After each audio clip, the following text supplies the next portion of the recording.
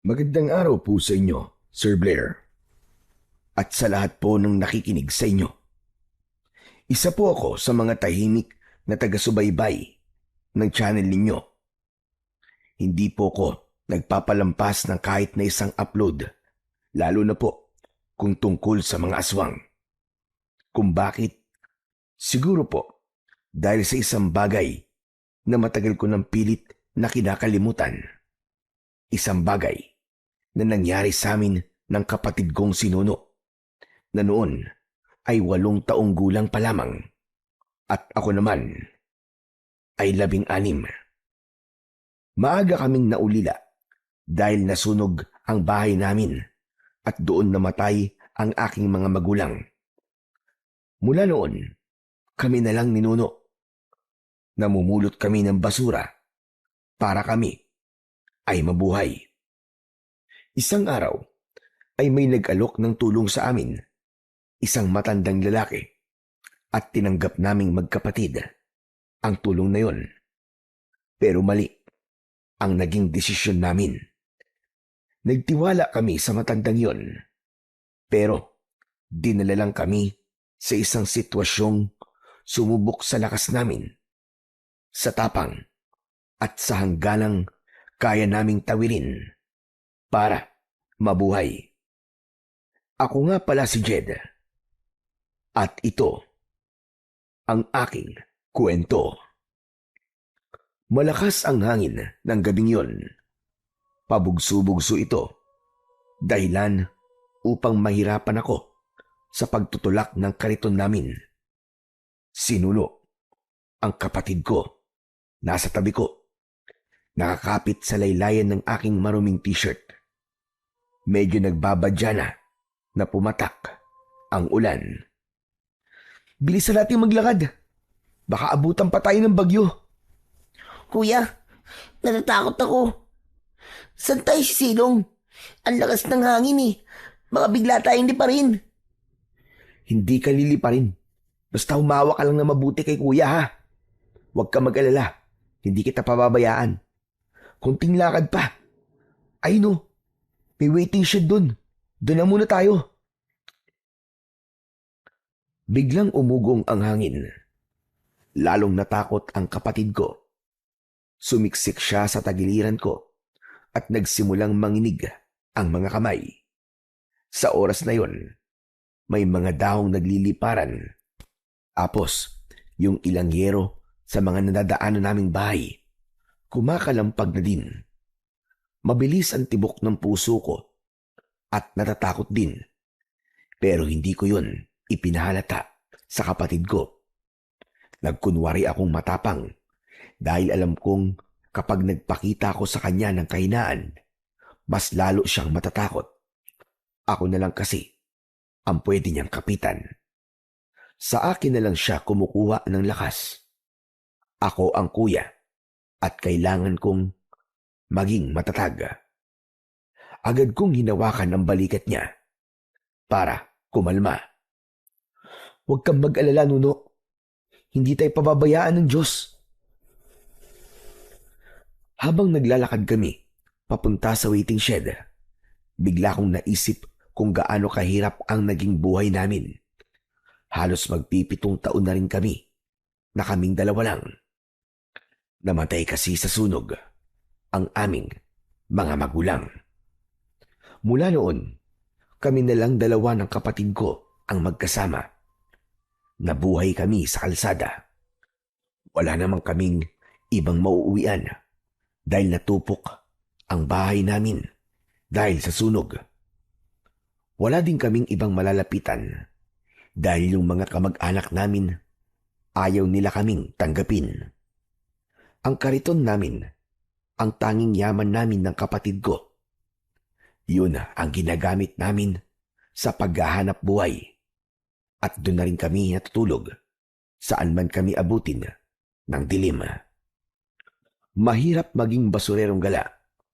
Madalas pa kaming harangin ng mga sindikatong bata. Kapag minamalas, inaagaw nila yung laman ng kariton namin o kaya naman ay yung pera na napagbentahan namin ng mga kalakal. At minsan, pati pagkain namin, kinukuha din nila. Payat ako, payat din si Nuno. Hindi namin magawang lumaban sa kanila. Kuya, malapit na tayo. Bagya pa akong nagulat nang bigla akong kalabitin ni Nuno. Ha? Oo nga no. Sige, bilisan pa natin. Ayan na yung ulan. Lumalakas na. Kaya nga kuya itong karito natin, paano na? Baka liparin to ng hangin. Hindi to liliparin. Mabigat to, Nuno. Tsaka hawak ko. Kung liliparin man to, ako muna ang liliparin bago siya. Natawa ng konti ang kapatid ko. Saka sumiksik ulit sa akin. Hanggang sa biglang bumuhos na ang malakas na ulan. Mabilis kaming nabasa ni Nuno. Pero habang naglalakad kami, may napansin ako. May parte ng daan na hindi binabagsakan ng ulan. Doon ay may nakatayo. Parang anino. Hindi ito gumagalaw. Bigla akong kinilabutan. Sinubukan kong ibaling ang tingin ko sa ibang direksyon, pero parang hinihila ang mga mata ko pabalik doon. Kuya, basa na ako. Bakit ka biglang tumigil? Narinig ko si Nuno. Pero nanatili akong tahimik habang pinagmamasdan yung kakaibang nakita ko. Kuya, nilalamig na ako. Doon lang ako napatingin sa kapatid ko. Nakita ko, basa na ang kanyang damit. Nagsisimula na ring manginig ang kanyang katawan dahil sa labis na lamig. Kuya, natatakot ako. Huwag kang matakot, Nuno. Bagyo lang to. Sanay na tayo sa ganito, di ba? Ang importante, magkasama tayong dalawa. Hinawakan ko ang braso niya at mabilis ko siyang hinila papunta sa waiting shed na ilang dipa na lamang ang layo. Humahampas na ang ulan at hangin. Halos itulak kami.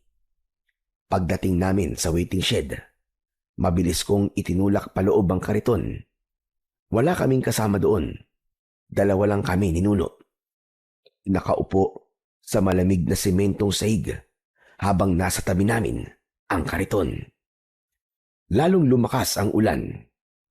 Para itong ibinubuhos. Ganon din ang hangin. Parang umuugong. At kahit nasa silong kami ng waiting shed, yung tubig ay pumapasok pa rin at nababasa kami. Ang problema pa, pakiramdam ko, anumang sandali ay maaari nang sirain ng bagyo ang bubong nito. Kuya, baka mabuwala tong waiting shed. Hindi yan, Nuno. Matibay to. Dito na muna tayo hanggang sa umina ang ulan. Pero kahit sinabi ko yun, hindi ko may iwasang tumingin sa paligid. Ang mga ilaw sa poste, nawalan na ng sindi. Tapos yung kalsada, halos di mo na makita dahil sa lakas ng ulan. Hinila ko si Nuno, palapit sa akin. Nuno, dito ka lang sa tabi ko. Maya-maya pa, biglang may napansin akong kakaiba. Sa di kalayuan ay nakita ko ulit yung parang tao na nakatayo. Pinilit kong huwag pansinin yun. Nuno, bumikit ka lang muna para hindi ka masyadong matakot. Pero hindi nakinig si Nuno. Napansin ko na nakatingin na din siya sa tinitignan ko kanina. Kuya, may tao ba dun? Saan? Wala naman ah. Ayun o, gumagalaw siya papunta dito. Nuno, ano ba? Huwag kang turo ng turo. Saka huwag ka na lang tumingin. Pumikit ka na lang. Bakit kuya? Ano ba yun? Wala kang nakikita, Nuno. Imagination mo lang yun. Madilim kasi oh. Tignan mo nga. Kuya, ayoko na dito. Andun pa rin siya oh. Nakatingin sa atin. Natahimik ako at napatingin doon. Totoo nga ang sinabi ni Nuno. Tumigil yun sa paglapit, pero malakas ang pakiramdam ko na para ba siyang nagmamanman. Nakatingin siya sa amin. Gusto ko na ring umalis dahil natatakot na ako. Lalo pat iniisip ko na baka multo yun. Pero natatakot din ako para sa kaligtasan naming dalawa ng aking kapatid. Wala kaming ibang masisilungan, tapos malakas pa rin ang ulan at hangin. Natatakot ako na baka tangayin kami o kaya naman ay mabagsakan kami ng mga sanga o kaya naman ay ng yerong lumilipad. At kung aalis kami, baka mas mapahama kami. Yumuko ako para hindi ko na makita ang nilalang na yon. Dinikit ko ang mukha ni Nuno sa aking dibdib para hindi niya na ito lingunin. Tahimik kaming dalawa ng ilang minuto, pero ilang sandali pa'y bigla na lang may narinig akong kakaiba. May humihinga sa tabi ko. Sobrang lapit. Kinabahan ako. Nanayo na yata lahat ng balahibo ko sa katawan. Tapos biglang may dumikit sa tenga ko, kaya bigla akong napalingon. Paglingon ko, nakita ko na may nakaupo na mismo sa tabi ko. Ah! Multo! May multo! Nabitiwan ko si Nuno sa sobrang gulat. Napaatras kami pareho, pero hindi kami makatayo dahil sa sobrang pagkabigla at takot. Sino ka? Tinitigan ko siya. Isa siyang matandang lalaki na nakasuot ng itim na damit mula ulo hanggang paa. Nakakatakot ang mukha niya dahil yung kalahati nun ay sunog. Parang natunaw yung balat. Tapos yung isang mata niya halos nakaluwa na. At yung ilong hindi na din maayos. Parang naaagnas. Tapos ang natira na lang ay yung butas. Nakatitig lang siya sa amin at hindi nagsasalita. Hindi rin kumikilos. Kaya kaming dalawa ni Nuno, nang magkatinginan kami, sabay kaming napasigaw ng malakas hanggang sa bigla siyang tumawa. Bakit ba kayo sumisigaw? Natatakot ba kayo sa akin? Para sabihin ko sa inyo, tao ko, nakikisilong lang din, kagaya ninyo. Totoo ba yung sinasabi mo? Itinaas ko ang daliri ko at inabot siya. Sa pagdampi ng daliri ko sa hita niya, doon ko napatunayan na di nga siya nagsisinungaling. Oo nga. Tao ka nga. Hindi ka multo. Tama ka. Hindi nga ako bulto. Mukha lang. Tumingin si Nuno sa akin habang hawak ko ang braso. Takot pa din siya, maski ako. Di naman nawala yung kaba sa dibdib ko. Kasi kahit tao yung matanda, hindi maipagkakailang nakakatakot pa din ang itsura niya. Lalo na at gabi. Tapos malakas ang ulan at hangin. Kahit sinong tao naman siguro ay matatakot din. Makalipas ang ilang segundo, naramdaman kong wala naman siyang masamang balak sa amin. Kalmado lang kasi ito.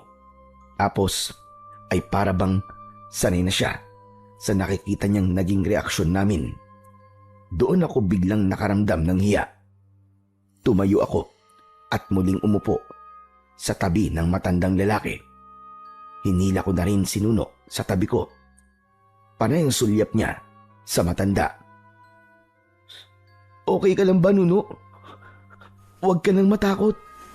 Tao siya. Hindi siya multo. Tama, kuya mo. Huwag kang matakot sa akin, bata. Hindi naman ako nangakain ng bata eh. O kaya na. Tatlo na tayo makikisilong dito. Grabe. Ang lakas ng bagyo, ano? Malas lang. At dito tayo naabutan. Ay, nako. Hindi kami sumagot ni Nuno. Pinakiramdaman ko pa rin siya. Ilang sandali kaming nanahimik. Tumingin sa amin ang matanda. Saka ngumiti ng kaunti. Ano nga pala ang pangalan ninyo? Ako po si Jed. Ito naman po si Nuno. Kapatid ko. Magkapatid pala kayo dalawa. Ilang taong ka na ba, bata? 16 po. Ikaw naman, iyo. Walo po. Aba, ang babata niyo pa pala. Bakit nasa kalsada kayo na ganitong oras? Hindi niyo ba alam na merong bagyo? Hindi ako sumagot. Hindi naman sa kinakahiya ko kung ano kami. Pero sa isip ko, hindi ko kilala ang matandang yon. At alam ko na hindi ako dapat nagtitiwala sa mga hindi ko kilala. Napansin niya yata na parang umiiwas ako sa pakikipag-usap. Tumingin siya sa akin, tapos muling ngumiti at tumawa ng mahina. Ang pangalan ko ay Lucio. Pwede niyo akong tawagin na Tandang Lucio. O kaya naman Lolo. Napatingin siya sa kariton, tapos biglang napabuntong hininga. Mahirap ang buhay niyo, ano? Kayo na lang ba dalawa? Huwag mo sanang masamain yung talong ko, iho. Alam niyo kasi, marami na akong nakilalang bata na katulad ninyo. Mga bata na ulila. Walang mauwian, walang makasama, at naghahanap buhay para mabuhay sila. Sa sinabi niyang yon, gumaan ang loob ko bigla. Tama po kayo. Ulila na po kami, tatang. At kami nitong kapatid ko, pareho po kaming basurero. Sabi ko na ang hirap naman ng ganyan. Kaya bata-bata niyo pa. Naaawa ko sa mga katulad ninyo. Maliliit pa, pero napipilitang maghanap buhay. Kaya nga po isang kahig isang tuka po kami. Minsan pa nga, inaagaw po ng ibang bata yung napupulot namin na pagkain. O kaya naman po, yung kinikita namin sa pamamasura. Hindi kayo lumalaban. Malalaki po sila Kapag lumaban po kami, siguradong bugbog sarado po kami nitong kapatid ko. Kaya hindi na lang po ako pumapalag. Kawawa po kasi itong si Nuno. Tumango ulit siya, pero parang nag-isip. Tapos napatingin siya kay Nuno. Mabuti pa, ay papuntahin mo dyan sa kaniton yung kapatid mo. Ayan mukhang ginaw na ginaw na. May kinuha siya sa loob ng kanyang bag. Inilabas niya mula doon ang isang kumot. Heto ang kumot. Ipapahiram ko muna sa'yo. Ibalot mo sa kanya. Nako, nakakaawa naman. Ginaw na. Salamat po. Nuno, sige na. Diyan ka na muna sa loob ng kariton. Tapos subarin mo na lang yung basa mong damit para mabawasan ang ginaw na nararamdaman mo. Sinunod naman kagad ni Nuno ang mga sinabi ko. Unti-unting humupa ang panginginig niya. Nuno? Ayos ka na ba dyan? Oo, kuya. Salamat. Sige na, matulog ka na muna. Babantayan ka na lang ni kuya. Ipinikit na ni Nuno ang kanyang mga mata at sinubukang matulog. Ilang sandali lang, nakatulog na nga ang kapatid ko. Medyo gumaan ang pakiramdam ko sa pagkakataong yon. Tapos biglang umubo ang matanda. Muli akong napalingon sa kanya. Tatang, pwede po ba ako magtanong? Bakit po kayo nandito? Pauwi na sana talaga ako. Pero naabutan ako ng ulan at malakas na hangin. Tapos nakita ko itong waiting shed. Wala na akong pagpipilian kundi tumigil dito. Ganun po ba? Teka, matagal na ba kayo namamashura? Opo, mula po nung namatay yung tatay at nanay namin. Alam nyo, may alam akong lugar na pwede kayo mabunot ng basura. Wala kasi nangungulekta, kaya naiipon. Talaga po? Bakit po walang nangungulekta? Ewan ko ba kung bakit wala. Pero alam mo, kung doon kayo mabubulot, abay wala kayong magiging kaagaw. Wala rin kayong magiging kaaway. Aba, mukhang ayos po dun ah. Eh kung sakali po na mamulot kami dun, meron po bang junk shop na pwede pong pagbentahan? Baka naman kaya walang namamasura po dun dahil wala pong bumibili. Meron. May junk shop sa kabilang baryo. Talaga po? Oo nga. Saka alam mo, maraming nakakalat doon sa tambakan ng mga bakal. Tapos may mga tanso pa ka eh. Eh di ba mahal yun? Meron din ako mga nakikitang mga baterya. Saka mga bote at plastic. Tiba-tiba kayo doon sigurado. Mukhang hindi na nga po kami magugutom ni Nuno kapag nagkataon. Talagang hindi na. Eh paano naman po kami makakapunta doon, Tatang? Pwede ko kayong isabay pag uwi ko bukas. Siguro naman tapos na itong bagyo na ito kinabukasan. O ano? Sasama ba kayo sa akin? Bukas po. Nako plano ko pa pong mamulot dito bukas eh. Kasi alam nyo kapag ganitong bagyo tapos bumaha, dun malaki ang kinikita namin.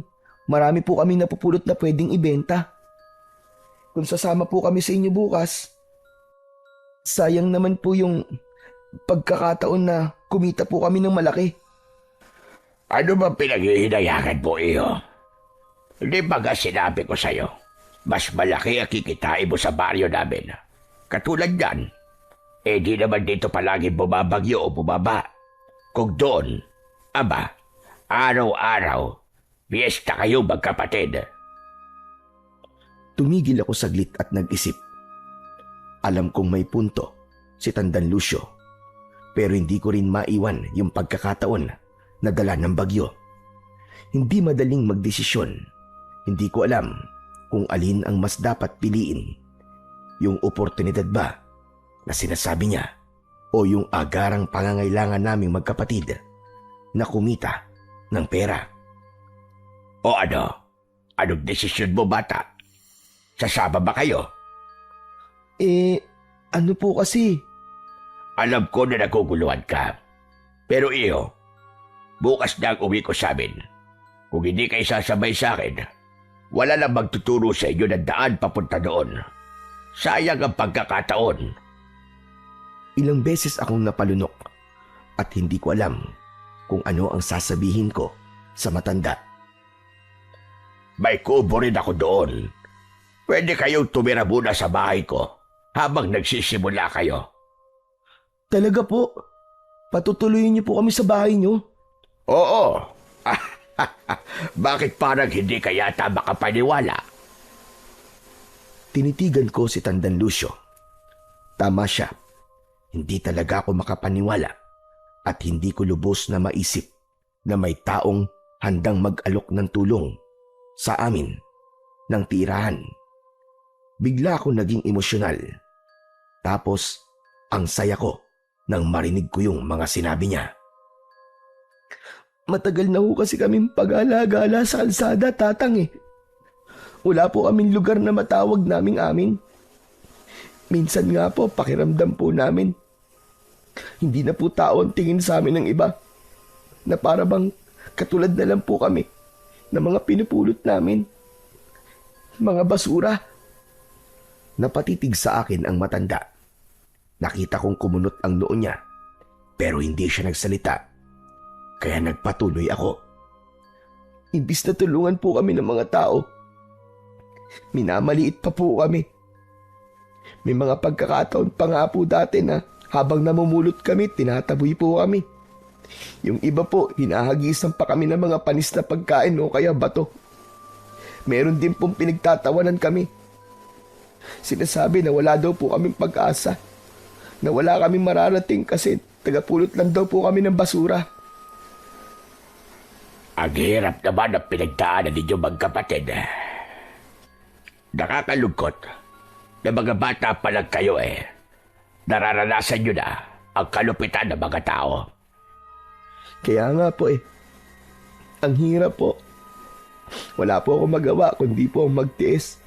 Kasi wala, kailangan pong mabuhay Kailangan kong samahan at tulungan ng kapatid ko. Para siya ay mabuhay din. Alam niyo po, iniisip ko nga po madalas kung hanggang kailan po kami ganito. Kung may pagkakataon pa ba kaming umahon o hindi na. Tumingala ako sandali. Sinubukan kong pigilan ang aking mga luha. Kaya nung sinabi niyo po na pwede po kaming tumuloy sa inyo, ang una pong pumasok sa isip ko, bakit? Bakit niyo kami tinutulungan? Hindi po ako sanay na may nagmamalasakit po sa amin. Dahan-dahan siyang lumapit sa akin at marahang hinawakan ang balikat ko. Mahaba-haba ang sinabi mo. Halata ko madami ka talagang hinanakit sa mundo. Kaya siguro hindi ka makapaniwala na may mga tao pa rin na marunong magmalasakit. Siguro nga po, Tatang. Alam mo, hindi mo kontrolado ang tingin ng tao, pero kontrolado mo kung paano ka lalaban sa buhay. Kapag naghihirap ka, matuto kang tumanggap kapag may nagbibigay. Hindi naman niya kahinaan eh. Karapatan mo rin matulungan. Kaya tanggapin mo na ang ano ko sa'yo. Pagising po ng kapatid ko, saka ko po sasabihin sa inyo kung ano po ang sagot namin. O sige, ikaw ang bahala. Pero alam mo, doon sa baryo namin, hindi kayo doon ipagtatabuyan. Hindi rin kayo pagtatawanan. Sa amin, masaya ang mga tao kapag may dayo. At sa totoo lang, kapag nandun na kayo, tiyak ko, kayo ang magiging pinakamahalaga sa amin. Po? Ano pong ibig sabihin nun? Ngumiti si Tandang Lucio. Ang ibig kong sabihin, mababait ang mga tao doon. Kayo din po mabait. Pero baka naman po may kapalit yan. Wala iyo. Walang kapalit. Sandali siyang napabuntong hininga. Sabay naging seryoso ang mukha niya. Hindi ko kayo tinutulungan dahil may gusto ko kapalit. Tinutulungan ko kayo kasi kaya ko at dahil dapat kayong tulungan. Ang sa akin lang ay gusto kong ipakita sa inyo yung totoong kabutihan. Kaya huwag kang matakot. Nang matapos niyang sabihin yon, biglang bumugso ang malakas na ulan at para bang bawat minuto, mas tumitindi ang hampas ng hangin. Parang anumang sandali ay bibigay na talaga ang waiting shed. Takot na takot ako at lamig na lamig. Pero si Tandang Lucio, tahimik lang na nakaupo sa gilid, nakasandal at parang sanay na sanay sa ingay ng ulan at hampas ng hangin. Hindi siya nakakaramdam ng balisa. Hindi rin takot. Minsan, napapatitig tuloy ako sa kanya. Ako, nanginginig na sa lamig. Pero siya, kampante pa din. Makalipas ang ilang oras, unti-unti nang humina ang ulan at hangin. Madilim pa rin ang paligid, pero medyo kalmado na. Hindi na masyadong nakakatakot. Tumingin sa akin ang matanda. Pwede ka nang matulog. Ako na magbabantay sa inyo. Huwag ka mag-alala. Hindi ko kayo pababayaan. Sige po. Maraming salamat po, Tatang. Sinubukan kong sumandal sa dingding at ipinikit ang aking mga mata. Hindi ko alam kung gaano ko katagal sa posisyong yon at hindi na malayan na ako'y makatulog.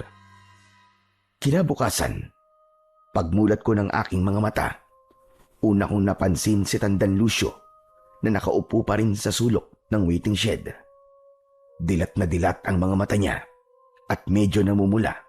Siguro dahil sa puyat sa magdamag. Nang gumalaw ako, agad niya akong napansin. Mabuti na ba natising ka na iyo? Yung kapatid mo, kanina pagising. Ho, gising na po si Nuno. Nasan po siya? Agad kong sinulyapan ang kariton. Pero wala na doon ang kapatid ko. Nandyan lang yun sa tabi-tabi. Baka naglalaro. Pero hindi po aalis yun nang hindi po nagpapaalam sa akin eh. Umalis eh. Ang sabi niya kanina, hayaan ka na lang daw muna na matulog. Kaya hinayaan kita. Ano? Hindi pwede to. Asan po ang kapatid ko? Ang sabi niyo babantayan niyo kami tapos pinabayaan niyo pong umalis. Aalis na sana ako sa waiting shed para hanapin si Nuno. Pero bigla ko natigilan nang mapansing tila may pulang marka sa labi ng matanda. Nang mapansin niyang nakatingin ako, agad niyang dinilaan ang labi niya at binura ang markang yun. Bigla kong kinilabutan. Iba ang tinatakbo ng utak ko ng mga oras na yon. Tinitigan ko siya. Inisip ko na baka masamang tao talaga siya o baka kinain niya ang kapatid ko. Naisip ko yun dahil ngayong mas maliwanag na ang paligid, mas malinaw kong nakita ang kabuuan niya. Mas nakakatakot siya kapag maliwanag. Matalim tumingin ang mga mata niya. Pakiramdam ko, kaya niya akong kainin ng buhay. Napaatras tuloy ako nang wala sa oras. Tumingin siya sa akin. Walang reaksyon ang kanyang muka. May problema ba? Kanina ka pa nakatitig sa akin. Wala po. Gusto ko lang po sana kayong tanungin kung saan po gumawi yung pasaway kong kapatid. Susundan ko po siya eh. Bago pa siya makasagot, may batang sumulpot mula sa likod ng waiting shed. Magandang umaga, kuya. Buti naman at gising ka na. Sarap ng tulog mo ah. Nang masiguro kung sinuno nga yung batang sumulpot, agad ko siyang nilapitan at niyakap. Ikaw talaga? Saan ka ba nagpunta? Akala ko kung napaano ka na eh.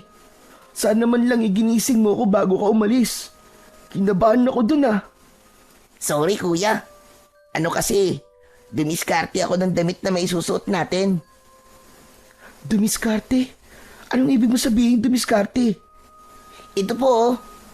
Oh, saan galing to? Naku, wag mong sabihin dumekwat ka na naman dyan sa tabi-tabi ha. He, oo kuya. Doon sa banda doon, may nakabukas na bahay tapos walang tao. Pumasok ako at naganap ng may susuot natin. Ito kuya oh, para sa'yo. Kulay kahil ang ibinigay niya sa aking t-shirt. Nakangiti siya habang iniaabot yon. Pero ako, hindi ako natuwa sa ginawa niyang yon. Nuno, di ba sinabi ko sa'yo? Hindi tama ang manguha ng bagay na hindi sa'yo. Pag nanakaw ang tawag doon, isang krimen yun. Gusto bang makulong? Hindi po. Pero kasi kuya, kanina pa ako nilalamig eh. Wala akong maisuot na damit kasi basa pa yung damit ko. Tapos ikaw, naawa din ako sa'yo. Kaya kahit alam kong masama, ginawa ko na. Pero Nuno, mali to. Isoli mo to. Kawawa naman yung mga batang may-ari ng damit na ninakaw mo. Sandali lang. Pwede ba akong makisali sa usapan yung dalawa? Bakit po? May sasabihin po ba kayo? Oo. Gusto ko sana sabihin na huwag mo nang pagalitan ang kapatid mo. Totoo naman na sinabi niya eh. Kailangan nyo ng tuyong damit. Kaya hayaan mo na. Pero kailangan po niya malaman na masama po ang ginawa niya. Oo. Tama ka naman doon. Pero Jed, humingi na siya na sorry kanina pa. Oo kuya, nagsorry na po ako. At kung kulang pa, sorry po ulit. Hindi ko na po uulitin kuya. O siya, sige. Huwag mo nang uulitin to ha. Masama to. Opo.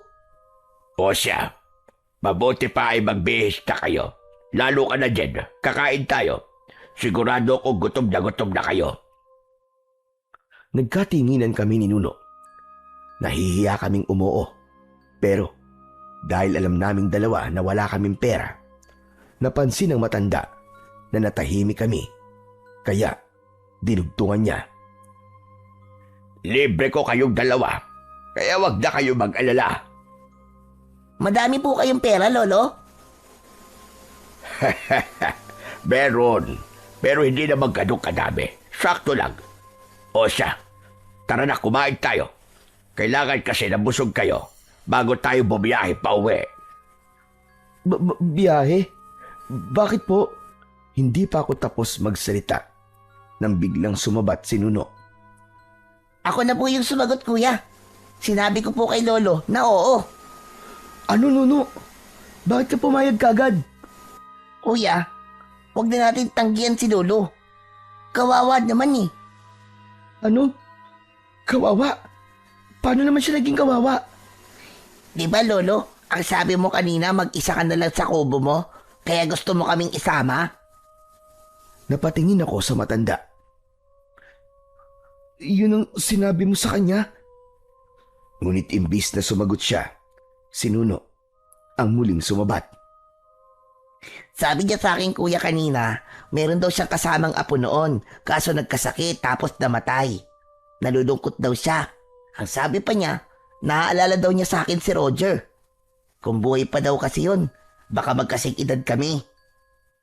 Hindi mo sinabi sa akin, tatang na may apo ka. Pasensya ka na. Hindi ko na ikwento kagabi. At alam mo naman yung sitwasyon. Saka itong kapatid mo, daig pang investigador ko magtanong. Kaya, sagot na lang ako ng sagot. Sige na, kuya, pumayag ka na. Sumama na tayo kay Lolo. Ang sabi pa niya, ituturing daw niya tayong tunay na apo. Hindi na tayo mahihirapan. Hindi na rin tayo magiging palaboy kasi may tutuluyan na tayong bahay. At may Lolo pang kasama. Natigilan ako. Hindi ko inaasahan yung excitement na makikita ko sa mga mata ng kapatid ko.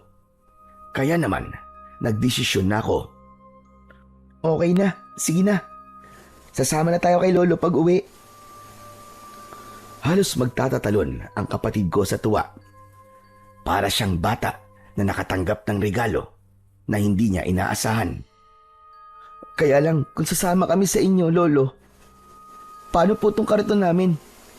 Isasakay po ba to sa sasakyan? Nako, hindi. Iwanan nyo na yan dito.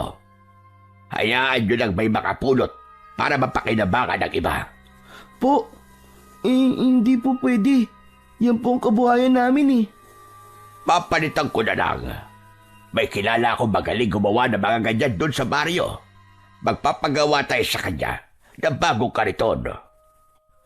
Masakit para sa akin na iwan ang bagay na yon dahil yon ang naging tahanan namin sa loob ng maraming taon.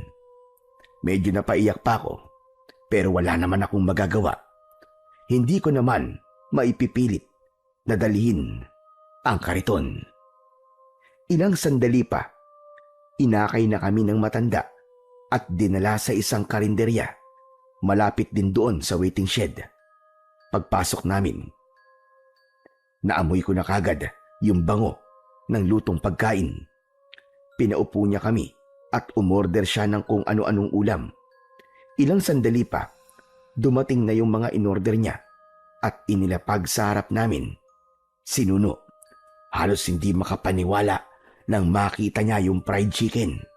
Ako naman ay napalunok nang makita ang adobo. Masaya ako, hindi lang para sa akin, kundi para na din sa kapatid ko. Sa wakas, sa tinagal-tagal ng panahon, muli kaming makakakain ng totoong pagkain. Samantala, nang matapos kaming kumain, tumayo na si Tandang Lucio. O halina kayo. Mahaba pang magiging biyahe natin. Paglabas namin ng karinderya, ay sumakay kami ng tricycle. At nang dumating kami sa terminal at sumakay ng jeep, halos isang oras din siguro kaming nakasakay. Si Nuno, maya-mayang nagtatanong sa matanda kung malapit na ba. Oo, malapit na. Maya-maya lamang bababa na tayo. Ilang sandali pa nga ay pumara na siya at bumaba na kami. Mula dito ay maglalakad na lang tayo papunta sa baryo.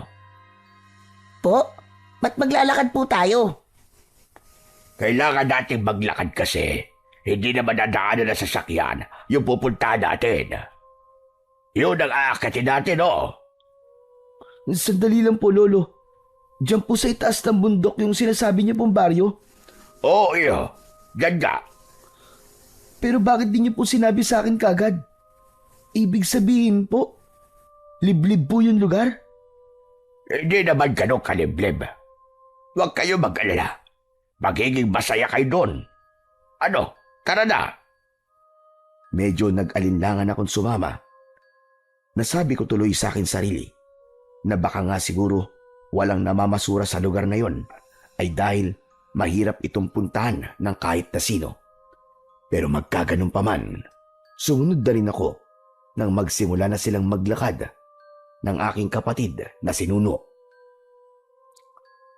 Sa simula ay ayos pa, pero habang tumatagal, nagiging makitid ang daan at maputik. Kumakapit ito sa tsinelas ko. At sa bawat takbang, di iisang beses na muntikan pa akong madulas. Tapos masyadong masukal sa magkabila ang gilid. Marami ding paliko-liko. Maya-maya pa, bigla akong natigilan nang mapansin kong tumigil si Nuno at namulot ng mga bato. Tapos habang umaakyat kami, inihuhulog niya ang mga ito isa-isa. Nuno, ano ba yung ginagawa mo? Wala lang kuya. Naiinip kasi ako eh. Mukhang mahaba-haba pa lalakarin natin eh. Hindi naman malayo. Sandali na lang ay naroroon na tayo. Konting tiis na lang, mga apo. Aakyat pa po ba tayo sa tuktok ng bundok, Lolo? Hindi naman. Malapit na talaga, huwag na kayo mainip. Siguro akala nyo naliligaw na tayo, ano? Shortcut lang kasi to. Para hindi na tayo dadaan doon sa isang baryo. Ah, okay po. Wala kaming nagawa ni Nuno, kundi ang sumunod na lamang sa matanda. Naramdaman kong pagod na ako. Pero pagtingin ko sa kapatid ko, parang wala itong kapaguran. Nakangiti pa nga ito habang paakyat. Parang ang taas ng energy. Samantalang sa aming dalawa, siya itong mahina, madaling mapagod at hingalin. Nagpatuloy kami sa paglalakad. Paakyat pa rin. Pero maya-maya ay may nakikita na akong paisa-isang bahay. Napabuntong hininga ako at nasabi ko sa sarili ko na sa wakas mukhang malapit na nga talaga kami. Pagkalipas ng ilang sandali, may nakita na kaming arko. Santa Barbara ang nakasulat doon. Oh, ganito na tayo. Pagdaan namin sa ilalim ng arko, naramdaman kong parang biglang nag-iba ang hangin. Tapos parang sobrang tahimik ng lugar. Wala akong makitang aso na gumagala. Wala ring kambing, pusa at iba pa. Wala ring naglalaro na mga bata. Walang nagchichismisang matatanda. Bigla tuloy akong napamasid sa paligid. Yung mga bahay, sarado. Pero alam kong may mga tao sa loob at nakasilip. Kuya, bakit parang ang tahimik dito? Tama siya. Masyadong ang tahimik ang lugar. At nakakabingi ang katahimikang yun. Ang baryo ay liblib na liblib. Parang hindi naaabot ng anumang klaseng modernisasyon sa ibaba. Parang nasa ibang mundo. Natakot ako. Aatras na sana kami. Pero may biglang sumalubong na lalaki sa amin. Payat siya. Maputi ang buhok at mukhang mas matanda pa kay Tandang Lucio. Paglapit niya, agad itong yumuko. Nag-usap sandali ang dalawa. Iba ang wika nilang ginamit habang nag-uusap sa harap namin. Wala akong naintindihan sa kanila kahit konti. Pagkatapos nun, umalis na ang lalaki. Magpapatuloy na sana kami sa paglalakad. Pero biglang may narinig kami na malakas na tunog ng tambuli. Lalo tuloy na pasiksik sa tabi ko. Si Nuno. Kuya, Huwag kayong matakot. Ganyan talaga ang pagbati dito. Kapag may tumunog na tumbuli, ibig sabihin, may dumating na panauhin at malugod nila kayong tinatanggap. Pagkasabi niya nun, biglang nagbukas ang mga pinto ng bahay. Lumabas ang mga tao. Tahimik silang lahat. pero nakangiti sila sa amin. Hindi sila nagsasalita, hindi rin lumalapit, parang humilera lang sa tabi ng daan. Bakit hindi po sila nagsasalita? Ganyan talaga dito. Pero huwag kayo magtaka o mag-alala. Mababait silang lahat. Masaya mga yan kapag may dumarating. Kaya huwag kayong kabahan. Okay? Opo. Okay. Sige. Tara na. Muli siyang naglakad at kami ni Nuno nakasunod lang. Pagdating namin sa dulo ng daan, tumigil siya sa harap ng isang malaking bahay. Ito na bahay ko. Tuloy kayo. Nagulat ako sa sinabi niya. Hindi ko inakala na ganito ang bahay niya. Malaki, parang mansyon. Malapad yung pinto, tapos yung mga bintana gawa sa kapis. Parang tirahan ng mga mayayaman nung unang panahon. Napatingin ako kay Nuno. Kita ko sa mukha niya ang paghanga. Ako naman, hindi ko alam kung matutuwa ba ako o kakabahan. Kanina pa kasi, hindi nagtutugma ang mga sinabi niya sa akin sa nakikita ko. Iba yung kinuwento niya nung kasagsagan ng bagyo. Ito po ba talaga ang bahay nyo? Pero bakit po ang laki? Ang kwento nyo po sa akin kubo lang po ang bahay nyo May kubo talaga ako. At madalas, doon ako nagpapalipas ng oras. O kaya naman, kapag maalinsangan, doon ako natutulog. Kasi, malamig doon at mahangin. Yung kubo na kinikwento ko sa'yo, nasa bukid ko. Pero ito ang tunay kong bahay. Ang ganda po, Lolo. Di namin akalain na mayaman pala kayo. Tumawa lang ang matanda. Tapos ay pumasok na kami sa loob ng bahay. Ang bahay na ito, parang bahay nyo na rin.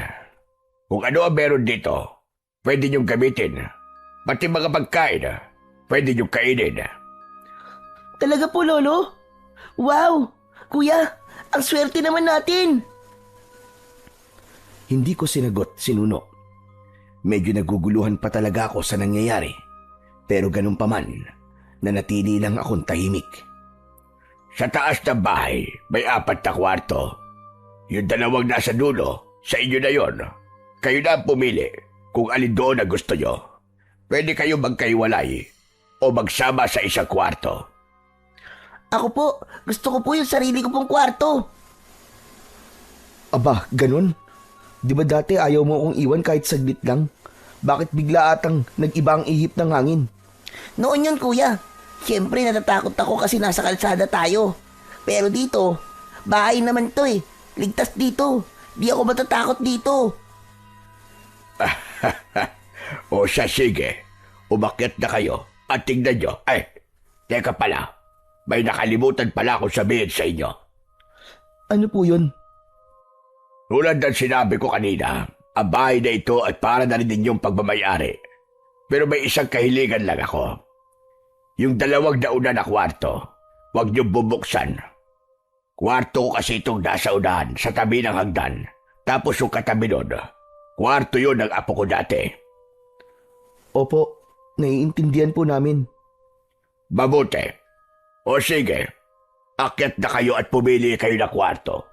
Pwede na kayo magpahinga kung gusto ninyo. Pwede po ba akong makainom muna? Nauuhaw po kasi ako Siyempre naman, dariyan ang kusina sa may bandang kanan. Naglakad ako papuntang kusina. Sumama sa akin si Nuno. Pagpasok pa lang namin sa pinto, biglang sumalubong ang kakaibang amoy. Malansa at mabaho. Amoy nabubulok na karne. Kuya, ang baho naman dito. Hinaan mo nga ang bibig mo. Nakakahiya kay Lolo. Baka mamaya marinig ka nun. Biglang may tumikhim mula sa likod. Nakita ko ang matanda na nakatayo sa likod ko. Di ko na malayang nakasunod pala siya. Alam kong narinig niya ang sinabi ni Nuno. Akala ko magagalit siya, pero ngumiti lang siya na para bang walang narinig.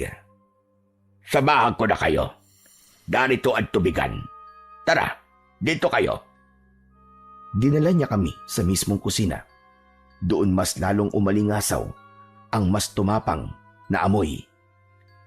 Ang baho naman ng kusina mo, Lolo. May patay na daga ba dito? Walang patay na daga dito, Apo. Ang naaamoy ninyo ay pindang na karne. Hayan nakasabit sa taas ng kalan. Medyo may amoy talaga yan kasi hindi pa masyado napapatuyo sa usok. Halos sabay kaming napatingala ng kapatid ko at nakita namin yung mga piraso ng karne na nakasabit nga sa itaas. Inuuod na ito, tapos yung iba gumagalaw-galaw pa. Halos masuka kami ni Nuno sa aming nakita. Huwag kayong mandiri. Alam niyo bang napakasarap ng pagkain na yan at mas lalong sumarap pag mas maraming uod, mas malasa at mas malinamnam. Pwede kong iluto ang isa yan para matikman ninyo. Naku Lolo, wag na po. Oo, mga basurero lang po kami at kumakain po ng pagkain na papulot namin sa basurahan. Pero hindi po ako kakain ng pagkain inuud. Nakakasuka po. Ako din po. Ayoko po niyan. Ang baho eh. O siya, ayos lang. Hindi ko kayo pipilitin. Nagulat ako nang bigla siyang tumawa. Hindi ko inakala na hindi siya mapipikon sa inaasal naming magkapatid. Hindi rin siya nagalit. Tradisyonal na pagkain yan dito. Ang proseso ng pagpapausok ay ginagawa para mapreserba ang karne, para hindi ka agad masira. May ganun po? Hala, ngayon ko lang po nalaman yun. Oo naman. Eh bakit hinahayaan niyo po magkauod? Hindi po ba yan nakakasakit ng tiyan? Alam mo, sa ganyang proseso, normal lang na magkauod. Matagal kasi pinapausukan at pinapatuyo yan dyan. At kapag nagsimula na matuyo ito, nagkakaroon ng bahagi na medyo mamasa-masa. Kaya nagkakaroon ng uod. Karaniwan naman sa mga uod ay mula sa mga insekto sa paligid at natural na nandyan kapag may nabubulok ng organikong bagay. Sa tradisyonal na proseso na yan, normal lang yan. Pero sa tamang pagluluto o pagpapakulo, pagkatapos, ligtas pa rin kainin niyang karne. Ah, ganun po pala. Pero kahit na, di pa rin po kakain yan. Nakakadiri po. Nuno, tama na. Huwag na natin bastusin yung tradisyon nila. Salamat, Ned. Pero wag mo nang pagalitan ng kapatid mo. Ayos lang naman sa akin. O sige na, magpahinga na muna kayo dalawa doon. Ako na muna bahala dito. Yung mga karne, ipapahingi ko na lang sa mga kapitbahay. Tapos ipapalinis ko ito mamaya para bumango. Sige po, pasensya na po ulit Lolo ah. Pagkatapos naming uminom, ay umakyat na kami sa itaas. Pagdating namin sa dulong kwarto, sabik na binuksan ni Jed ang pinto. Kulay asul ito. Medyo simple lang yung ayos nito. Pero may malaking kama. Parang hindi niya nagustuhan. Nang buksan naman namin yung kabilang kwarto, doon medyo mas maliwanag yung kulay. Tapos may mga drawing yung pader. Meron ding mga nakatambak na ilang laruan. Dito na lang ako, kuya. Sigurado ka? Kaya mo matulog na mag-isa dito? Opo, matanda na ako eh. Iniwan ko na siya doon at ako naman ay bumalik sa mas malaking kwarto. Agad akong nahiga sa napakalambot na kama. Nang sandaling yun, nakaramdam ako ng saya. Ang lambot kasi, tapos mabango pa. Malayong malayo ito sa dating higaan namin ni Nuno na inilatag lang na kariton sa gilid ng kalsada. Ilang sandali pa, nakatulog na ako. Ilang oras ang lumipas, bigla akong nagising. May naramdaman akong gumalaw sa tabi ko. Pagmulat ng aking mga mata, nakita ko si Nuno. Tulog siya sa tabi ko. Pagtingin ko sa nakabukas na bintana, nakita kong madilim na ang paligid. Oh, bakit nandito ka, Nuno? Akala ko ba doon ka sa kabila? Ayoko na doon, kuya. Maingay. Ha? Anong maingay? Basta kuya maingay. Ang daming nagsasalita tapos bulong sila ng bulong. Nagtaka ko. Walang ibang kasama si Nuno sa kwartong yun.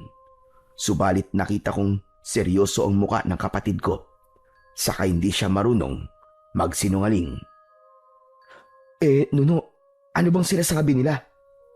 Ang sabi, ilang araw na lang daw magkakaroon na naman ng pista dito sa baryong to. Talaga?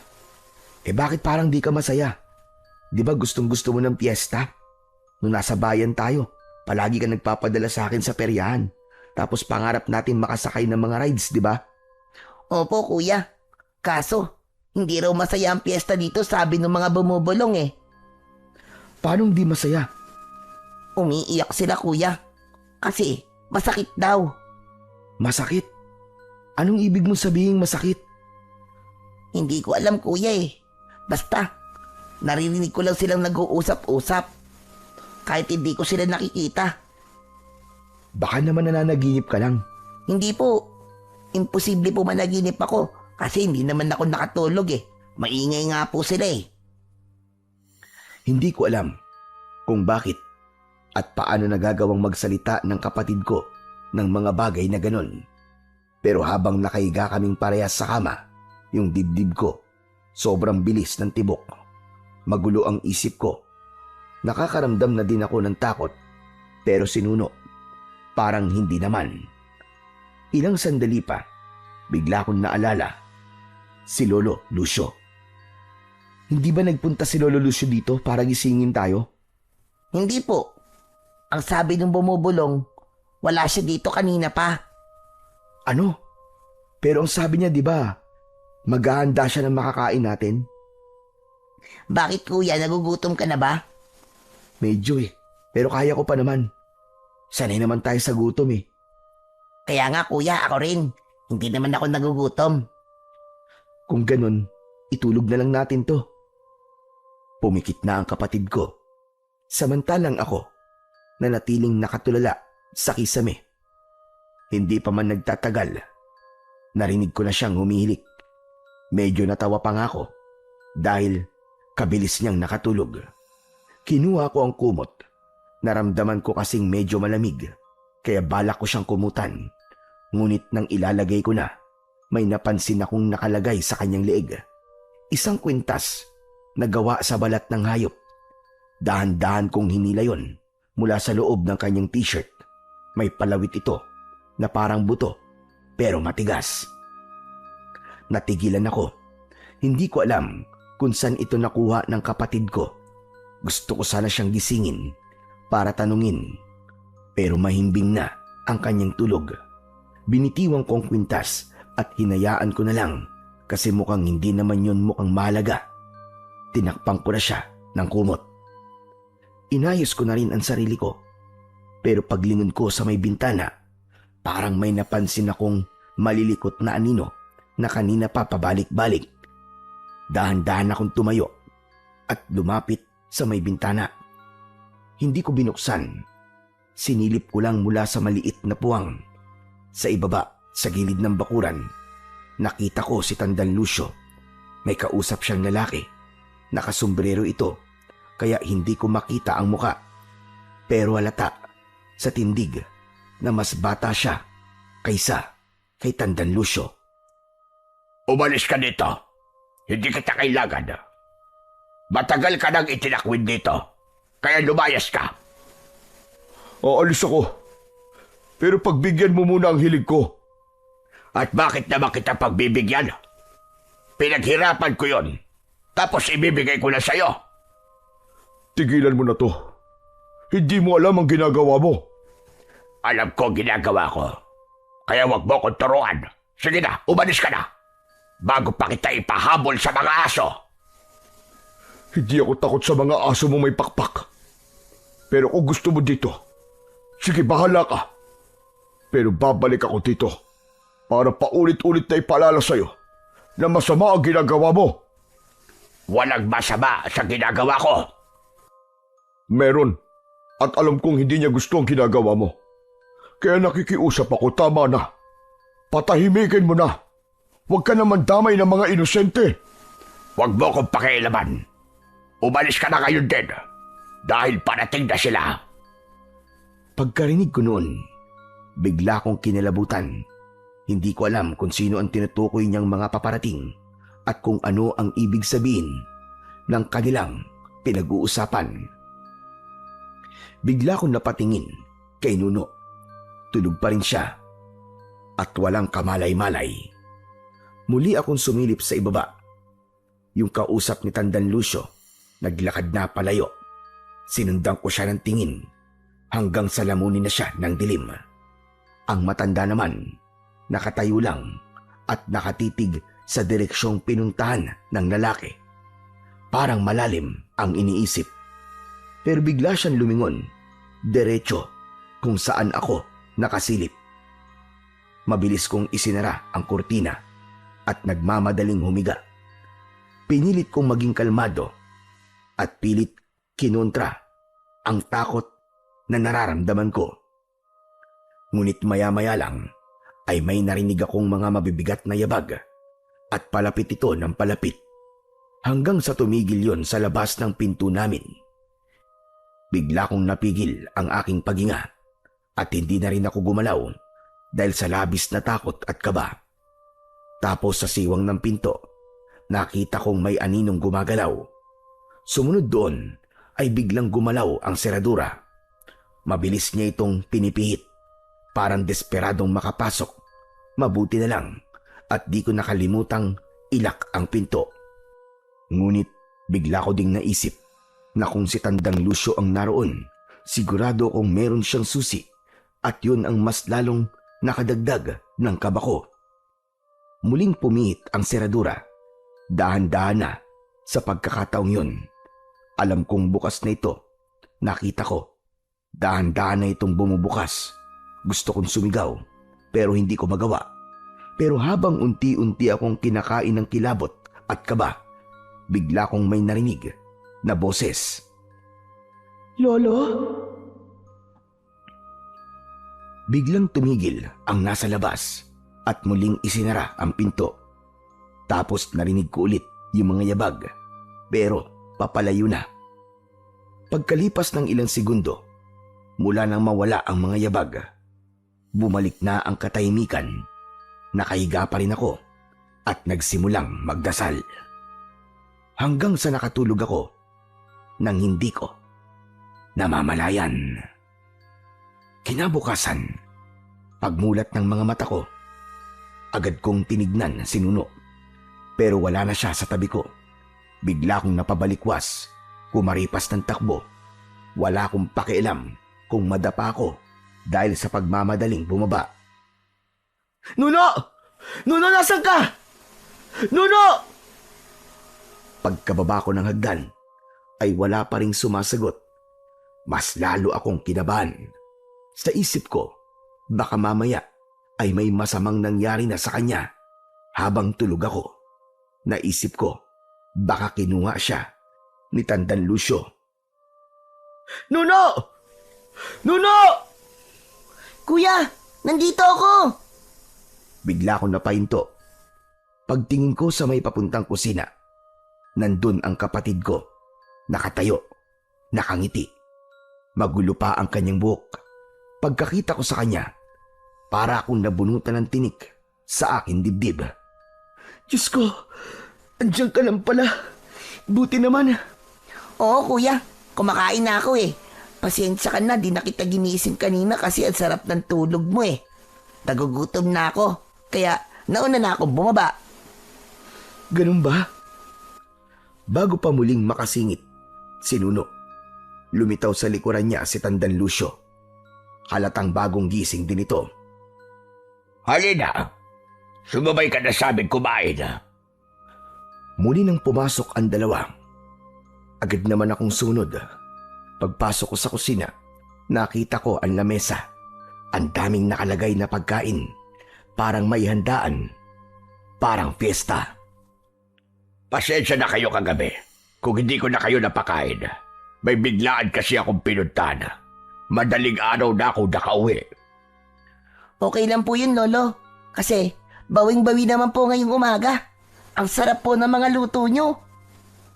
Tumawa ang matanda, ngunit nang makita niya akong nakatayo pa rin at walang imik, muli niya akong inaya. Hinila pa niya ang isang upuan para sa akin. Dahan-dahan akong umupo habang ang mga tingin ko nakatutok kay Nuno na punong-puno ang bibig na kumakain. Bakit pa nagtahimik ka? Ayaw mo ba yung pagkain? May gusto ka bang iba?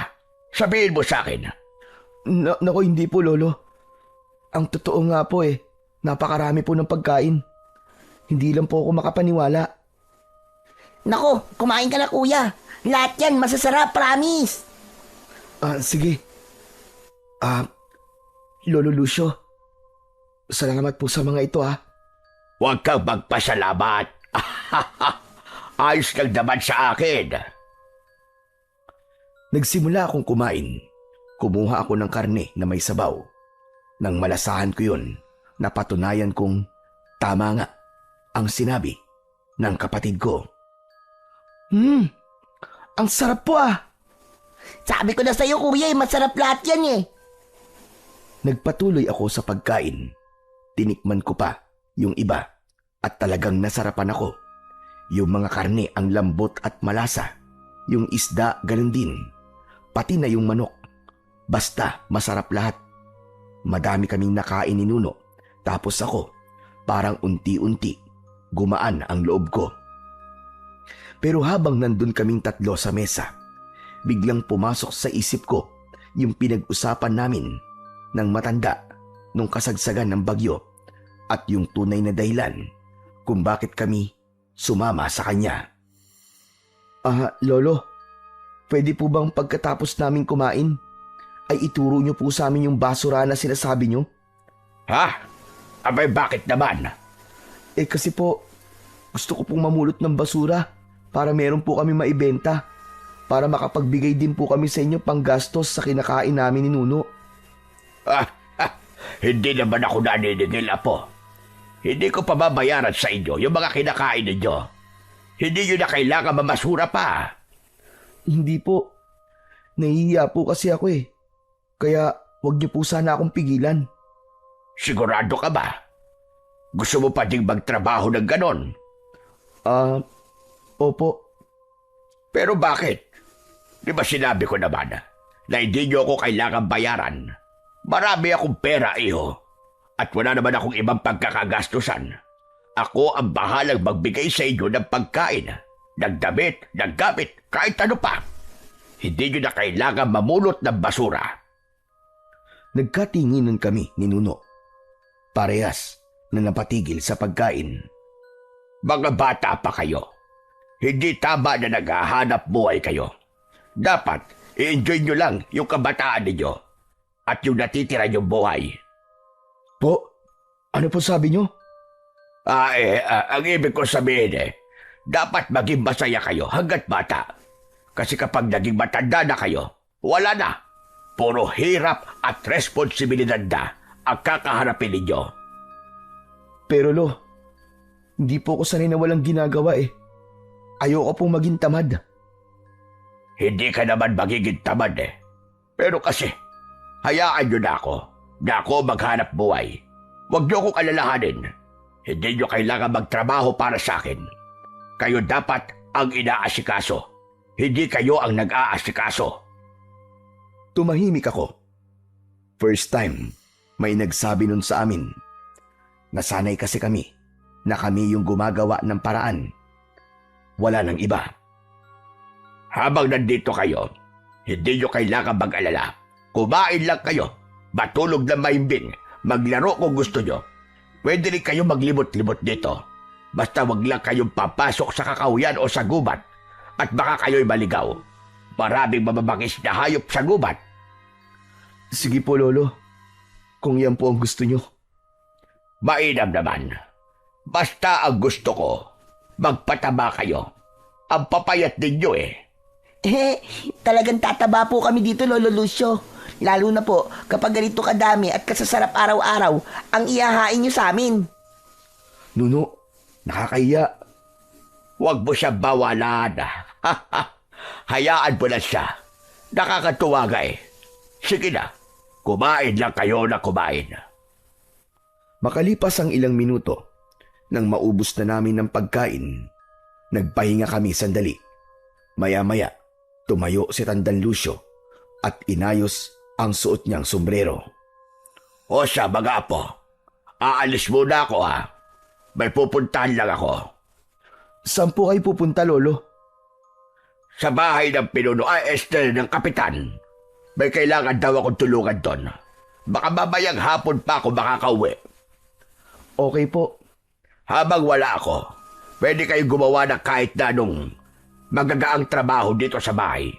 Iligpit nyo itong mga pinagkainan natin, saka nyo hugasan. Tapos magpahinga kayo, maglaro. Bahala kayo. At ikaw naman, Jen, mamayang tanghali. Tutal, marami naman tayong tirang pagkain. Yan na lamang ang ihain mo mamaya sa tanghalian. At ikaw na ang magpakain dito kay Nuno. Sige po, Lolo. Ako na pong bahala. Kayang-kaya ko po yan. Mabuti kung ganon. Basta yung mga bilin ko gawin nyo. At ito nga pala si Nuno. Bantayan mo maigi. Lolo naman kaya ko po sarili ko. Di na po ako kailangan bantayan pa. Oo na. Pero makikinig ka pa rin sa kuya mo, ha? Napangiti kami pareho ni Tandang Lucio. Tapos ay kinindatan niya ako. Sige na. Babalik ako ng maaga kapag tapos na ang lahat ng gawain ko. Lumabas na siya papunta sa pinto ng kusina. Bago lumabas, lumingon siya sandali, ngumiti at kumaway. Pagkasara ng pinto, kami na lang ulit ni Nuno ang natira sa loob ng bahay. Tumayo na ako at sinimulan ang mga gawain. Pagkatapos, lumabas kami sa likod ng bahay para magpahangin. Habang naglalaro kaming dalawa, may napansin akong maliit na bodega sa may sulok ng bakuran. Lumapit ako dito ng dahan-dahan. Nang makarating, nakita ko nakabukas ng bahagya ang pintuan. Itinulak ko ito. Sumilip ako sa loob. Amoy alikabok ang lugar. Tapos ang daming nakatambak na mga lumang gamit. Sirang upuan, lumang kaldero, sandok, mga bakal, bote, at marami pang iba. Naisip ko tuloy na baka matuwa si Lolo Lucio kung lilinisin ko ito. Kuya, anong ginagawa mo dito? Ano ka ba? Bakit bigla ka nalang lumilitaw?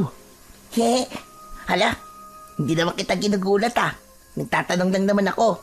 Ano ba kasing meron dito? Wala, basura lang to. Pero iayos natin para matuwa sa atin si Lolo Lucio. Sige kuya, tutulungan kita. Nagsimula na kaming maglinis, nagwalis, nagayos ng kalat, tinanggal yung mga alikabok sa mga kahon. Pero si Nuno, laro lang ng laro. Habang naglilinis, bigla niyang sinubukang gawing helmet yung isang lumang kaldero at yung palanggana naman ay ginawa niyang kalasag. Kuya, tignan mo. Para akong isang kawal ngayon. Aba, ayos yung costume mo Ang galing. Kaya lang parang may kulang. Ha? Anong kulang? Wala akong sandata Tumingin siya sa paligid. May napansin siyang kumislap na bagay sa isang sulok ng bodega. Nilapitan niya ito at hinugot. Isang sibat yun na parang sakto lang na pambata. Anong masasabi mo kuya? Ayos na ba? Kompleto na. Oo, kompleto na nga. Pero mag-iingat ka dyan sa matulis na bagay na yan Delikado yung paglaruan. Opo, mag-iingat po ako. Nagsimula siyang maglaro at magpaikot-ikot sa loob ng bodega. Pero maya-maya lang ay bigla niyang inihagis ang sibat. Naku po, huwag mong ihagis yung sibat. May kalaban kasi kuya Ano? Anong kalaban? Naglakad ako ng mabilis para makalapit sa sibat niya. Pupulutin ko na sana yon. Pero nagulat ako nang makita kong may tinamaan siyang hayop. Isang ahas na may kamandag. Nagtataka ko kung paano niya nagawang maibato at tamaan sa ulo ang ahas na yon. Kayong unang beses pa lang naman siyang nakahawak ng sibat. Mabuti naman at nakita mo. Naku, makamandag pa naman na ahas yan. Mabuti na lang at di tayo nakagat. Salamat, Nuno Tahimik lang siyang nakatingin sa hayop. Tapos tahimik lang din niyang hinugot ang sibat at muling bumalik kung saan siya dati na para bang walang nangyari. Binitiwan ni Nuno lahat ng nakasabit sa kanyang katawan. Namulot siya ng isang bagay. Kinuha niya yung lumang kahon at inupuan. Ginawa niyang tangki daw. Tapos yung mga plastik na bote naman, hinawakan niya at ibinato. Mga pampasabog daw yon. Kuya, tignan mo. Ang dami ko pang granada dito, oh. Ya! Oo. Ingat sa mga bato. At baka mamaya matamaan ako niyan eh. Hindi ako kalaban ha. He, hindi naman totoong granada, kuya eh. Napangiti ako. Yung tawa ng kapatid ko talagang nakakahawa. Ang saya-saya niya. Hindi na muna ako kumilos. Naupo ako sandali habang pinapanood siya. Ang kulit niya pero nakakatawa pa rin. Pero biglang pumasok sa isip ko yung mga kasama naming bata noon sa kalsada. Alam mo bang kaya kong gumawa ng totoong pampasabog, Nuno? Napatigil si Nuno. Hawak pa yung plastik na bote sa kanyang kamay. Ha? Talaga, kuya? Paano? Nakita ko nun sa tambakan. Gumagawa sila ng mga pampaingay kapag bagong taon. Tapos yung iba naman, ginagamit kapag may trouble. Ayos yung kuya. Gawa tayo ng ganun. Wag, delikado yun. Baka makasunog tayo o kaya naman makasakit ng iba. Hindi, kuya. Gusto ko talaga ng ganun. Saka magagamit natin yun. Nuno, wag kang makulit. Bawal yun. Kunwari ka lang pala na alam mo pero hindi naman pala. Niyayabangan mo lang pala ako. Hindi Alam ko talaga gumawa ng ganun. Yung mukha niya parang hindi naniniwala. Dahil ayaw ko ring mapahiya at masabihang mayabang lang. Pumayag na rin ako. O sige, pero sa isang kondisyon tulungan mo muna ako maglinis dito. Tama na ang laro mo. Agad siyang tumayo. Mabilis na inayos yung mga bote sa isang sulok. Ako naman, sinimulan ko ng itayo yung mga kahoy at isandal sa pader. Nagpatuloy kami hanggang sa hindi na namin namalayan na nalinis na namin yung buong lugar. Kuya, gutom na po ako. Ako rin Sige, tara na. Kumain na muna tayo. Pero mamaya, kuya, babalik tayo para gawin yung pampasabog. Oo na. Sige, tara na. Ngumiti siya ng malaki, yung tipong para siyang nanalo ng premyo. Ilang sandali pa ay lumabas na kami sa bodega at pumasok sa loob ng bahay. Umupo na kami sa mesa. Pagkatapos, dali-daling sinimulan ng pagkain. Habang kumakain, halata kong masayang-masaya si Nuno. Panay ang ngiti niya at paulit-ulit na sinasabi na sabik na siyang gawin yung pampasabog. Ilang sandali pa, tapos na kaming kumain. Kuya, pwede na ba? Sandali lang muna, Nuno. Kailangan muna natin ng mga gamit. Maghahanap muna ako kung meron dito. Sige po, kuya. Pagkatapos ko magligpit at maghugas ng pinagkainan namin, naghanap na ako ng mga kasangkapan na pwedeng magamit. Ang saya lang kasi, nahanap ko lahat ng mga gamit sa loob ng ilang minuto lang. Ayos na to, Nuno. Bote na lang ang kulang. Yay! Tara na, kuya. Gawin na natin. Pagdating sa bodega, agad na naming sinimulan ang paggawa. Gamit ang mga nakuha ko, unti-unti ay nakagawa kami ng improvised na bomba. Pero yung mga pampasabog na yon, mahihina lang. Hindi naman yung malakas at talagang nakakapinsala, kundi ka naman direktang tatamaan. Subukan na natin, kuya. Kung talagang sasabog ba to? Sigurado ka? Hindi ka natatakot? Hindi, kuya. Oo, sige na. Pero isa lang kasi baka maabutan tayo ni Lolo dito. At makita niya itong ginagawa natin, malalagot talaga tayo. Opo, kuya. Sige po. Tumingin muna ako sa paligid bago ko ituloy ang kalokohan namin. Doon kami pumesto sa lugar na malinis. Ano, game na? Oo, kuya. Sige na, sindihan mo na. Medyo kinakabahan ako ng konti. Pero dahil sa sobrang excitement ng kapatid ko, itinuloy ko na. Sinindihan ko yung ginawa naming bote na pampasabog. Pagkapitik ng posporo at makita kong nagliyab yung mitya, Mabilis ko yung itinapon sa lupa, yung malayo sa amin. Isang mahinang pagsabog ang nangyari, pero sapat na yon para mapasigaw si Nuno. Wow, kuya! Ang galing! Parang totoong paputok nga! Grabe ang astig mo! Tumalon-talon pa siya sa sobrang tuwa at halos hindi matapos-tapos kakapalakpak. Ang lupit mo, kuya! Grabe! Pwede pa siguro tayo magpasabog ng madami! Isa lang ang sabi ko, di ba? Tama na yun. Baka biglang umuwi si Lolo at makita niya yan. Lagot talaga tayo pareho. Oo nga pala. Sige na nga. O ikaw huwag mong gagalawin yung mga nakatago sa bodega na ganito Delikado kung ikaw lang ang maglalaro nun. Kailangan palagi mo akong kasama, naiintindihan mo ba? Tandaan mo, kapag nahuli tayo, pagagalitan tayo at baka paalisin pa tayo dito. Oo, kuya. Susundin kita. Huwag ka mag-alala. Promise. Cross my heart. Mabuti kung ganun.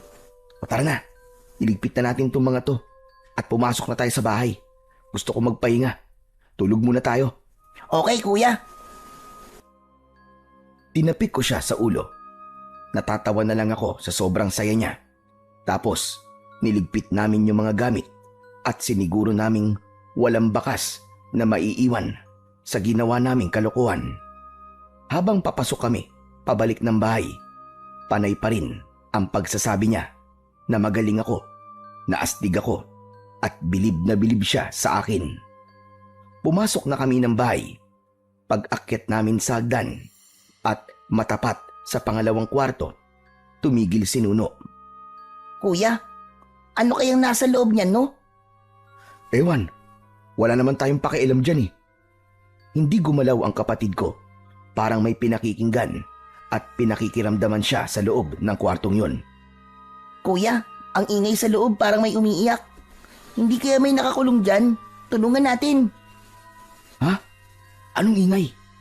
Wala naman ako naririnig Pero bago makasagot si Nuno, nakita ko bigla siyang nagulat. Tapos ay biglang napaurong na para bang may kinatatakutan. Para siyang biglang nanigas at nakatitig lang sa mismong doorknob. Oh, bakit na naman? Kuya, may tao sa loob. Ang sabi niya gusto daw niyan lumabas. Tulungan daw natin siya. Nuno, ano ba? Kanina pa kung ano sinasabi mo Wala naman ako naririnig Saka di ba, ang sabi sa atin ni Lolo Lucio, huwag natin papasukin o pakikialaman yung kwarto na yan. Hindi na kumibo si Nuno. Hinawakan ko ang kamay niya at hinila siya papalayo. Tara sa kwarto natin. Pagod na ako. Tahimik na sumunod sa akin si Nuno. Pagpasok namin sa kwarto, agad kong isinara ang pintuan. Humiga kami pareho at kahit hindi kami nag-uusap, ramdam ko ang takot niya. Tapos tinakpan niya ang sarili niya ng kumot. Napabuntong hininga na lang ako at pinabayaan siya. Maya-maya, nakaramdam na ako ng antok, kaya ipinikit ko na ang aking mga mata. Makalipas ang ilang sandali, nagising ako nang makarinig ako ng isang malakas na sigaw. Pagtingin ko sa tabi ko, wala si Nuno. Tapos narinig ko ulit yung sigaw. Si Nuno yun. Agad akong tumayo at tumakbo. Pagtapat ko sa kwartong pinag-uusapan namin kanina, nakita ko yung bukas.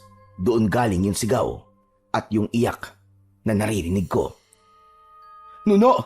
Andiyan ka ba sa loob? Subalit walang sumagot. Dahan-dahan akong lumapit sa may pinto at sumilip. Nakita ko ang kapatid ko na nakatalikod. May kung anong tinatanaw mula sa loob. Mabilis ko siyang nilapitan. Nuno, ano ba? Ba't ka nandito? Di ba sabi ko naman sa'yo bawal tayong... Bigla akong natigilan. Nang pag-angat ng mukha niya, nakita ko hindi siya si Nuno. Ang nakatalikod kanina ay isang naaagnas na bangkay. Dahan-dahang umikot ang mukha niya na di man lang gumagalaw ang kanyang katawan.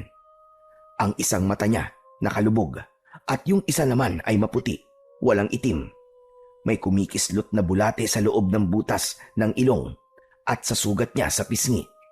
Ang damit niya, butas-butas at puno ng tuyong dugo. Dikit na dikit ito sa katawan dahil sa pagkabulok ng laman. At yung amoy, masangsang at nakakasuka. Walang pinagkaiba sa amoy ng pinatuyong karne sa kalan na una naming nakita ni Nuno sa kusina. Nang bumuka ang bibig nito, nanigas ang tuhod ko. Ang ungol niya parang galing sa ilalim ng hukay. Hindi ako nakakilos dahil sa labis na takot. Hindi rin ako makasigaw, pero yung utak ko, panay ang dasal na sana matapos na ang pananakot sa akin ng nilalang na yon. At dun ko naramdaman na may kamay na malamig na humawak sa balikat ko mula sa likod. Kuya, Paglingon ko, nandoon si Nuno. pasaway ka kuya. Anong ginagawa mo dito? Di ba sabi mo bawal tayong pumasok dito? Muli kong tinignan yung multo na nasa aking harapan, pero wala na ito doon. Ang nakita ko na lang ay yung isang bata na nakahiga sa kama. Hindi ito gumagalaw. Sino yan kuya? Boy pa ba yan? Hindi ko alam eh. Tara kuya, tingnan natin. Ayoko sanang gawin yung sinabi niya, pero mabilis na nakalapit si Nuno na hindi ko namamalayan. Tunay ngang isang bata ang nakahiga doon, pero matigas na siyang bangkay. Sa tabi niya ay may mga nakalagay na iba't ibang kakaibang bagay. Sa kama ay may nakatabing isang maliit na tokador. Nagkatinginan kami ni Nuno nang makita ang laman nito. Kuya, ano yung mga yan? Hindi ko siya kagad masagot dahil ako man, hindi ko alam kung para saan ang mga yon. May mga garapon na nakalagay doon at ang bawat garapon ay may laman. Yung isa, parang isang puso ng tao, nakalutang sa isang maitim na likido. Sa tabi nito ay 2 mata naman ang nakalagay. May isa pang maliit na garapon na ang laman naman ay dila. Medyo sariwa pa ito dahil mapula, parang bagong pitas. Hindi pantay ang pagkakaputol. Meron din na may lamang maliliit na kamay ng bata. At sa pinakadulo, may malaking garapon na may magulong kumpol ng bituka na parabang ipinilit na isiksik sa loob. At yung isa, hindi ko alam kung anong organo ang laman. Nakababa dito sa maitim na likido, pero may mga maliliit na bula na umaakyat mula sa ilalim. Nuno, umalis na tayo dito. Masama ang kutob ko sa mga to. Oo nga kuya, sa katignan mo, yung krus na nakasabit sa dingding, baliktad. Mabilis kong hinila si Nuno palabas ng silid. Hindi na ako lumingon. Basta ang alam ko lang, kailangan naming makaalis doon. Pero paglabas namin ng silid, nakita namin si Tandang Lucio. Nakakaakyat lang sa hagdan. Pareho kaming natigilan. Napansin kong biglang nanlisik ang mga mata niya. Bakit kayo pumasok dyan? Hindi ba't sinabi ko na sa inyo na wag kayong lalapit sa kwartong yan? Hindi po namin sinasadya, Lolo. Hinahanap ko po kasi si Nuno kanina eh. At akala ko po ay nasa loob siya kaya... Kahit na, hindi mo pa rin sinunod at sinabi ko. Matigas ang ulo nyo. Sorry na po, Lolo. Hindi na po mauulit. Talagang hindi na dapat maulit yan. Mga pasaway kayo. Ang kapal ng mukha niyong suwayin ako. Matapos ko kayong pakainin, bigyan ng matutuluyan. Tapos ay lalabagin nyo ang mga salita ko. Kaya nga po humihingi na po kami ng pasensya. Kung ganyan na ayaw niyo pong tanggapin, edi aalis na lang po kami. Para wala na pong mangiistorbo sa inyo. Para wala na po kayong pakakainin. At wala na po magpapasaway. Manahimik ka! Hindi na kayo pwede makaalis dito. Ngayon na nakita nyo na ang sikreto ko, wala na saysay ang pagpapakitang tao ko sa inyo. Humakbang siya palapit sa amin. Sinuno. Napakapit ng maigpit sa laylayan ng aking damit. Aaminin ko na. Binili ko kayong dalawa para pagkunan ng kailangan ng apo ko. Hindi agad pumasok sa isip ko ang sinabi niya. Pero nang itinuro niya si Nuno, doon na ako kinilabutan. Kailangan ko ang paa ng batang yan at yung tega mo. Mas lalong napakapit sa damit ko si Nuno. Naramdaman ko rin ang panginginig ng kanyang mga kamay. Kayo ang napili ko dahil wala na kayong mga magulang. Wala na din kayong mga pamilya na maaaring maghanap sa inyo. Sakaling ba wala kayo? Yung mga tulad ninyo, ang pinakamadaling biktimahin. Kuya, anong gagawin natin? Natatakot ako. Pinigilan kong magsalita dahil mahahalata ni Nuno na natatakot na din ako. Ayokong maramdaman niya yon dahil alam kong sa akin lang siya humuhugot ng lakas. Maya-maya pa, tinignan ng matanda si Nuno. Yung mga parte ng katawan na nakita niyo dyan sa loob, galing yan sa mga batang nauna sa inyo. Inaalay ko sila sa mga aswang dito sa baryo. Bawat isang bata na inaalay ko, kapalit doon ay ang isang parte ng katawan niya. Inuuwi ko yun dito, inilalagay sa ganapon, at hihintayin mabuo ang lahat ng organo. Ano? Ibig sabihin, aswang ang mga taga rito? Tama ka. Anong gagawin mo sa mga kinukolekta mo? Kapag nakakolekta na ako ng lahat ng parte ng katawan, gagamitin namin yun ng mga aswang para buhayin ang apo ko. Ang sama mo! Demonyo ka! Alam ko masama ako. Pero isa akong mabuting lolo. Hindi niyo alam kung gaano ko siya kamahal. Gagawin ko ang lahat para muli siyang mabuhay. Nanginig ang mga balikat niya na para bang maiiyak. Nung nasunog ang bahay namin doon, sinubukan ko siyang iligtas. Wala na akong pakialam noon masunog man ako, kahit mamatay man ako. Basta mailabas ko lang siya. Pero huli na ang lahat. Kasalanan ko. Kasalanan ko ang lahat. Dapat ako na lang ang namatay at hindi siya.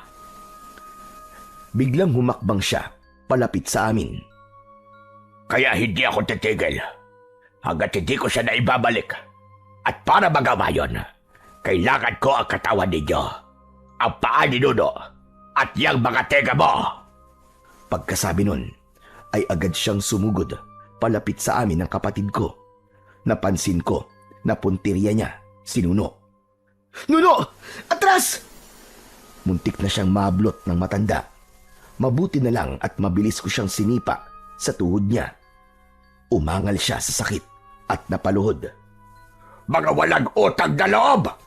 Sinamantala ko ang pagkakataong yon. Hinila ko si Nuno. Nuno! Takbo! Bilis! Mabilis kaming bumaba ng hagdan. Pagdating namin sa ibaba, muli kaming lumingon. Naroon na sa puno ng hagdan ang kinatatakutan naming matanda.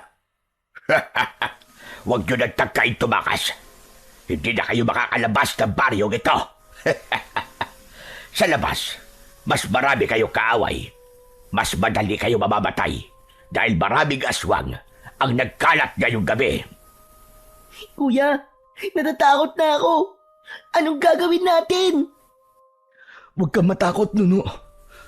Makakaalis tayo dito. Hinawakan ko ang kamay niya nang mas maigpit at sabay kaming tumakbo palabas. Subalit paglabas namin, doon namin napatunayan na hindi nagsisinungaling ang matanda. Sa dami ng mga sinabi niya sa akin noon na puro kasinungalingan, ngayon lang siya nagsabi ng totoo. May aswang nga sa baryo. Kuya, tignan mo doon sa may puno. Napatingin ako sa itinuro niya. May nilalang nga doon na nakasabit ng pabaligtad. May malalaki itong pakpak. Mapupula ang mga mata nito nang diretsong nakatingin sa amin. Kuya, hindi yung tao. Alam ko, Nuno. At sa sandaling yon, gumalaw ang nilalang. Pasugod sa amin. Ah! May aswang! Bumitaw si Nuno at mabilis siyang tumakbo palayo. Nuno! Hintayin mo ako! Hinabol ko siya dahil sa takot na baka mas lalo siyang mapahamak, lalo na at nasa taas ang aswang na humahabol sa amin. Pero hindi nagpapigil ang kapatid ko hanggang sa nakita kong papunta pala siya sa may bodega. Binuksan niya agad ang pinto at dumiretso siya sa loob. Sumiksik sa mga kahon. Agad akong sumunod at mabilis na isinara ang pinto. Narinig ko ang malakas na pagaspas ng pakpak sa itaas. Paikot-ikot yun na para bang naghahanap ng mapapasukan. Madilim sa loob ng bodega pero biglang may lumiwanag. At ito ay yung kwintas na suot ni Nuno.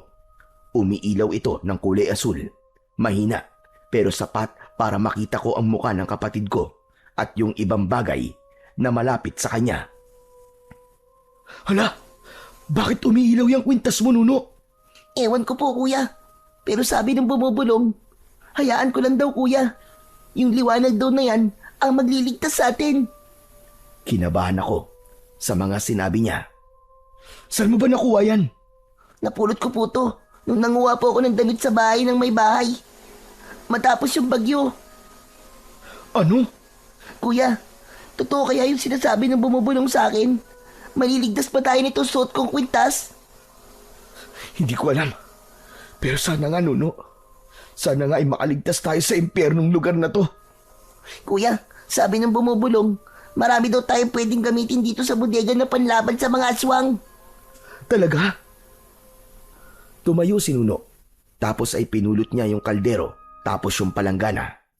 At tulad nung paglalaro niya, isinuot niya yung kaldero bilang helmet at yung palanggana ay ginawa naman niyang kalasag. Yung sibat ay kanya ring hinawakan. Patuloy na nagniningning ang suot niyang kwintas.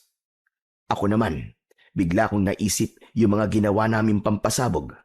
Alam kong hindi sapat yun para maipagtanggol namin ang aming mga sarili. Pero naniniwala ko na may maitutulong sa amin ang mga basurang yon. Mga basura na noon pa may pakinabang na sa amin at sumasagip sa amin para maituloy ang aming buhay. Kaya naman, umaasa ako na ito ulit ang makakapagligtas sa amin. Makinig ka, Nuno. Guguluhin natin yung aswang at kapag sinabi kong tumakbo ka, tatakbo tayo dun sa may kakauyan. Kapag sumugod sila, hahagisan ko sila ng bomba. Naintindihan mo ba? Opo, kuya. Medyo naluwa siya ng kaunti, pero pinunasan niya kagad. Alam kong takot siya, pero dahil sa mga sinasabi ko, lumalakas ang loob niya. Kaya natin to, Nuno. Hindi tayo mamamatay dito. Lalaban tayo para mabuhay. Opo, kuya. Kaya natin to. Hindi tayo pababayaan ni Jesus. Tama. Ano, handa ka na? Takot ako, kuya. Pero sige. Hahakbang na sana kami, palapit sa pinto, pero bigla naming narinig ang boses ni Tandan Lucio. Huwag kayo mag-alala. Ako na bahala sa dalawang pasaway na yon. Ngayong gabi rin, dadaling ko sila kay Pinuno para maialay sa inyo. Pagkasabi nun, ay may narinig kaming mga mababang ungol. Nakakakilabot ang mga tunog na sumunod na narinig namin. May biglang dumapo sa may bandang bubong. Naglakad-lakad nung una, pero di nagtagal ay biglang nangalampag na akala mo ay babaklasin ang yero. Kuya, mukhang madami sila. Anong gagawin natin? Yung mga pasabog, Nuno, gagamitin natin yung para magkagulo sila. Pag binuksan ni Tandan Lucio ang pinto, hagisan natin. Gumalaw ang seradura ng pintuan. Tanda na binubuksan na ng matanda ang pinto. Agad naming sinindihan ng mitya. Tapos ay bumilang kami ni Nuno ng 3. Pagbagsak ng pangatlong bilang, sabay namin na inihagis ni Nuno ang 2 bote sa bungad ng pintuan. Eksaktong bumukas ang pinto, sumabog ito mismo sa paanan ng matanda. Muli akong naghagis ng isa pa. Umatras siya bago pa ito sumabog. May isang aswang na biglang pumasok sa loob ng bodega. Mabilis itong kumilos at agad na nakalapit sa amin.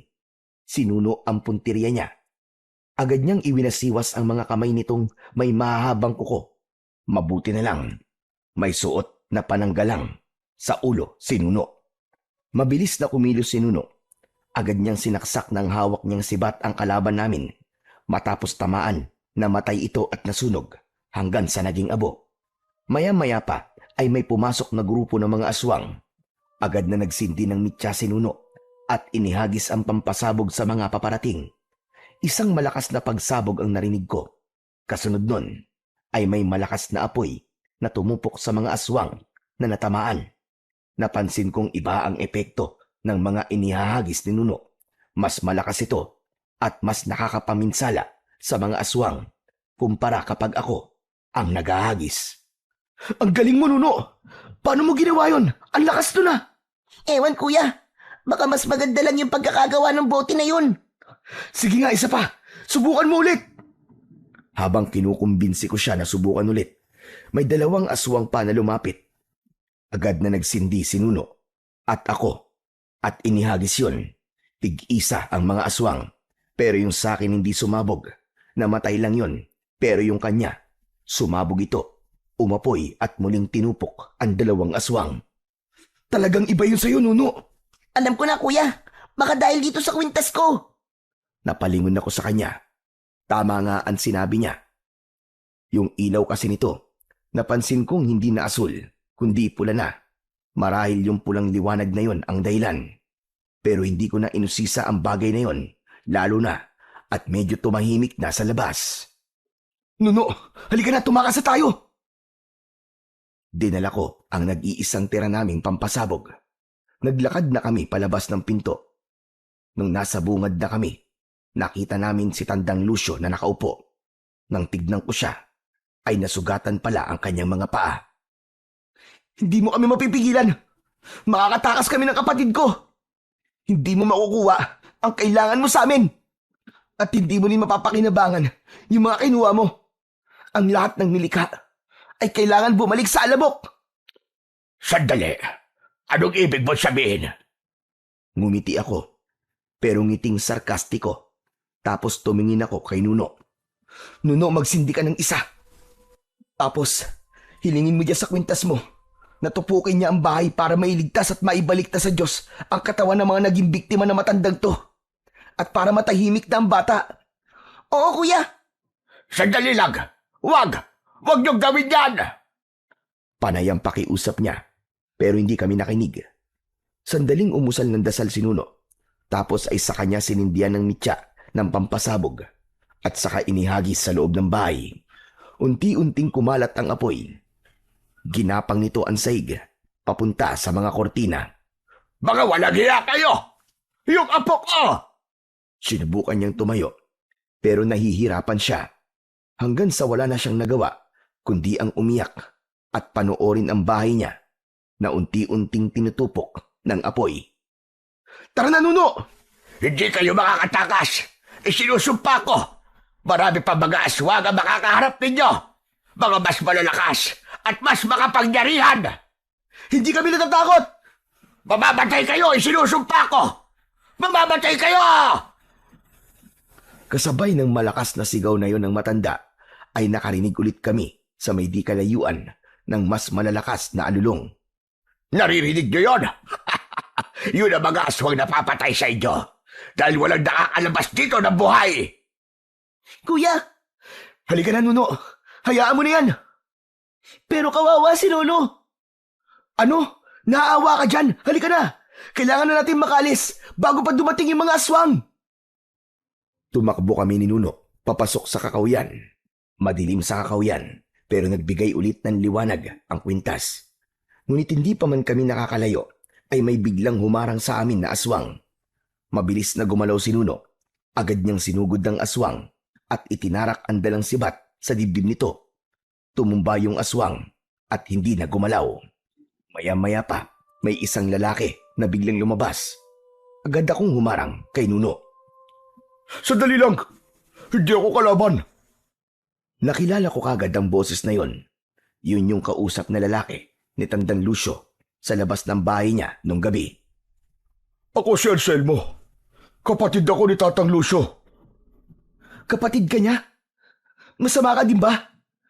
Papatayin mo rin ba kami katulad niya? Hindi. Hindi ako masamang tao. Sa katunayan yan ay matagal ko nang kinukumbinsi kapatid ko para lumayas na sa baryo na yan. Pero hindi ko magawa dahil nabaliw na siya. Salamat naman at nakatakas kayo sa kanya at sa mga aswang na nandyan. Tahimik lang ako sa nangyari sa amin ni Nuno. Hindi ko na magawang agad na magtiwala sa kanya. Kaya naging alerto pa rin ako. Huwag kayo matakot sa akin. Tutulungan ko kayo makababa. Yan. Sundan nyo lang ang daan na yan. Bakit di nyo na lang po kami samahan na bumaba? Hindi pwede. Napansin ko kasi na may malakas na apoy. Kailangan kong tignan ang kalagayan ng kuya ko. Sige na, bumaba na kayo. Aalis na din ako. Pagkasabi nun, ay naglakad na ang lalaki papunta sa baryo. Tara na, Nuno! Sige po, kuya. Naglakad na kami ulit. Sinundan namin yung direksyon na sinabi niya. Ilang minuto pa ay napansin namin na may mga bato sa lupa na kumikislap. Makakalabas na tayo, kuya. Ha? Paano mo nasabi? Kita mo yung mga bato? Yan yung mga inihagis ko nung paakyat tayo dito. Yung bumubulong sa akin, sinabi niya sa akin nun na mag-iwan daw ako ng mga baka sa lupa. Kaya pala, yan pala ang tutulong sa atin para makalabas. Napatigil ako sandali sa pagkamangha sa kapatid ko. Nagpatuloy na kami sa paglalakad. Ilang sandali pa ay nakababa na kami. Ipinagpatuloy namin ang paglalakad hanggang sa makarating kami sa isang baryo. May tindahan doon na may mahabang bangko. Doon kami nagpahinga. Sa sobrang pagod, agad kaming nakatulog. Kinabukasan, may mga tao na nakapalibot sa amin. Tinatanong nila kung sino kami, kung saan kami nanggaling, at sinagot namin sila na galing kami sa baryo ng Santa Barbara. Agad na nanlaki ang mga mata nila nang marinig yun. Sinabi nila sa amin, matagal nang iniiwasan ang baryo na yun dahil marami nga ang may hinala na pugad daw ng aswang ang baryo na yon. Tinanong nila kami kung totoo yun at sinagot sila ni Nuno ng totoo. Samantala yung mga tao na yon, matapos malaman ang nangyari sa amin, nag-alok sila ng tulong pero tumanggi kami. Sa nangyari sa amin, mas gusto ko na lang na bumalik sa bayan at doon ipagpatuloy ang buhay na muntik nang nawala dahil sa kamay ng mga aswang. Nang paalis na kami, yung mga tao, nag-ambagan sila ng pera at ibinigay sa amin. At may isa sa kanila na nagboluntaryong ihahatid na lang kami sa bayan. Pagdating namin sa bayan, bumalik kami sa lansangan. Pero may agad na nakapansin sa aming mga pulis dahil sa itsura namin. Dinala nila kami sa police station. Tapos ay nag-report sila sa DSWD. Dinala nila kami sa shelter. At doon kami binigyan ng pagkain, damit at matutuluyan. Ilang linggo ang lumipas, unti-unti na kaming nakapagsimula. Si Nuno, pumasok na ng paaralan. Ako naman, tinuruan na magtrabaho sa pag-aayos ng mga gamit at pagre-recycle ng mga patapong bagay. Sa lugar na yon, unti-unti kaming nakaramdam ng kapayapaan na hindi namin natagpuan sa matagal na panahon. Habang tumatagal, unti-unti na naming nakakalimutan yung trauma at takot na nangyari sa amin sa baryo ng Santa Barbara. Pero yung naging karanasan namin doon, hindi yun nabura sa isip namin dahil naging bahagi na yun ng buhay namin at siyang nagdala sa amin sa isang panibagong simula.